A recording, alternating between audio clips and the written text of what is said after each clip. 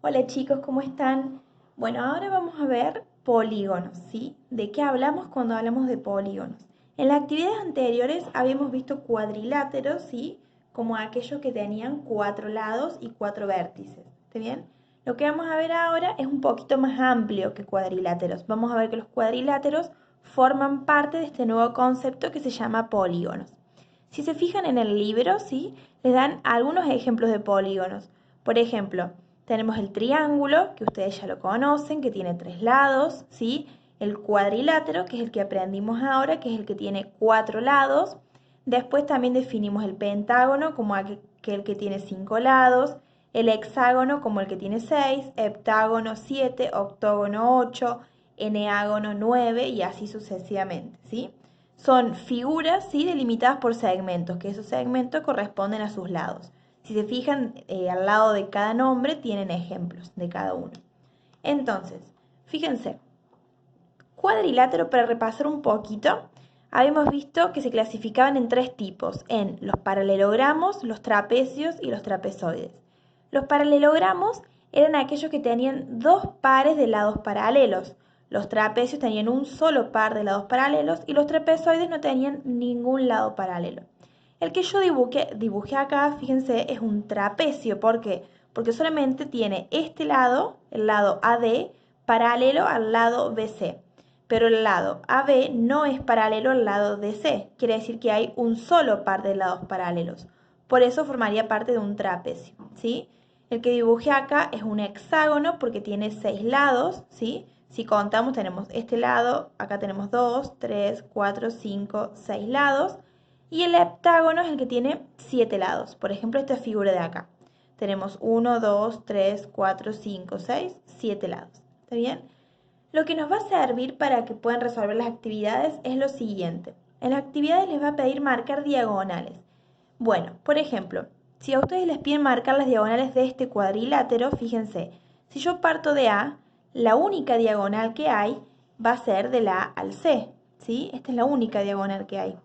Si yo partiera del D, también voy a tener que marcar la diagonal que va de D a B. Y si partiera de C, la diagonal será C y A, ¿sí? Va del C al A. Entonces tiene una sola diagonal. En el hexágono, para buscar las diagonales, me paro en un punto cualquiera, supónganse que me paro en el A, y las empiezo a trazar. Una diagonal va a ir al C, por ejemplo. El AC es una, otra va al D, ¿sí? El AD, y la otra que nos queda es AE. Estas son las diagonales que tiene, son tres, las diagonales que tiene el hexágono, ¿sí?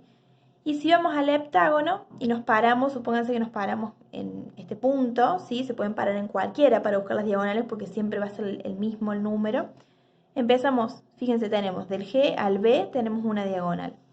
Del G al C tenemos otra diagonal. Del G al D tenemos otra. Del G al E tenemos otra. ¿Sí? En total tenemos 1, 2, 3, 4 diagonales. ¿Está bien? Entonces fíjense que hay algo que se está cumpliendo siempre. Fíjense el cuadrilátero. El cuadrilátero tiene cuatro lados. ¿Y cuántas diagonales tiene? Una sola. Si se fijan, si yo hago 4 menos 1, ¿sí? Me da 3. ¿Qué pasa acá con el hexágono? El hexágono tiene 6 lados. ¿Y cuántas diagonales tiene? 1, 2, 3. 3 diagonales. Me vuelve a dar 3, el mismo número que antes. ¿Y qué pasa con el heptágono? Tiene 7 lados el heptágono. Si yo le resto sus diagonales, tenemos 1, 2, 3, 4. 7 menos 4 me vuelve a dar 3, ¿sí? Esto lo digo para que lo tengan en cuenta porque hay una de las actividades donde les pide buscar una regularidad, ¿sí? Y van a ver que es esto, de que siempre las diagonales, ¿sí? Son 3 menos que la cantidad de lados de cada figura. Y por último, cuando nos pide hablar de los ángulos interiores, ¿sí? Ya habíamos visto en la actividad anterior que los ángulos interiores de un cuadrilátero, ¿sí? Medían 360. ¿Pero por qué medían 360? Pues si se fijan, el cuadrilátero está dividido en dos triángulos. Y ustedes ya saben que la suma de los ángulos de un triángulo es 180. Entonces tenemos 180 de este triángulo más, acá tenemos otro triángulo. Entonces tenemos 180 más 180 nos daba los 360. Por eso la suma de los cuatro ángulos del cuadrilátero, ¿sí? Es 360. Fíjense que para las otras figuras va a pasar lo mismo. Por ejemplo, el hexágono tiene, fíjense, 1, 2, 3, 4 triángulos. Entonces, este sé que los ángulos miden 180, 180, 180 y este 180. Entonces, para sacar la suma total de los ángulos interiores del hexágono, se debería multiplicar 180 por 4, o hacer 180 más 180 más 180 más 180, ¿sí? Lo mismo pasará con el heptágono, pero tenemos acá 1, 2, 3, 4, 5 triángulos. Entonces la cuenta para sacar los ángulos interiores va a ser 180 por 5, por ejemplo. Bueno, espero que les sirvan estas explicaciones para que puedan hacer los ejercicios.